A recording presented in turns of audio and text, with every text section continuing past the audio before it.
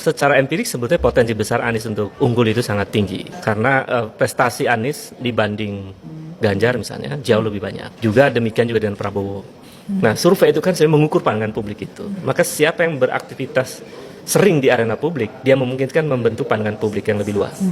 Nah, yang dilakukan oleh Ganjar itu sebetulnya tidak lebih kepada prestasi yang substantif di Jawa Tengah misalnya, tapi lebih kepada aktivitas di media sosial atau aktivitas di tengah-tengah masyarakat yang diekspos di media sosial.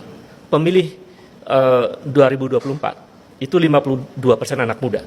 Jadi kalau dihadapkan antara yang Prabowo yang usianya sudah lanjut dengan Anies, anak muda yang 52% lebih memilih Anies Baswedan dong. Kemudian pemilih Ganjar juga antara milih Prabowo dengan milih Anies akan cenderung memilih Anies. Kemudian yang kedua, kalau Anies berhadapan dengan Ganjar, kenapa Anies menang? Karena masanya Prabowo tidak akan milih Ganjar. Masa Prabowo akan memilih Anies.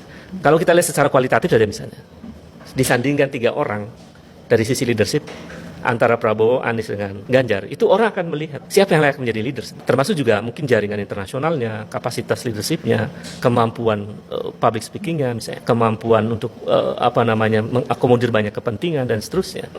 Anies lebih relatif berhasil dibanding Ganjar. Yeah. Itu yang membuat pikiran para pebisnis juga melihat lebih percaya dengan Anies dibanding Ganjar.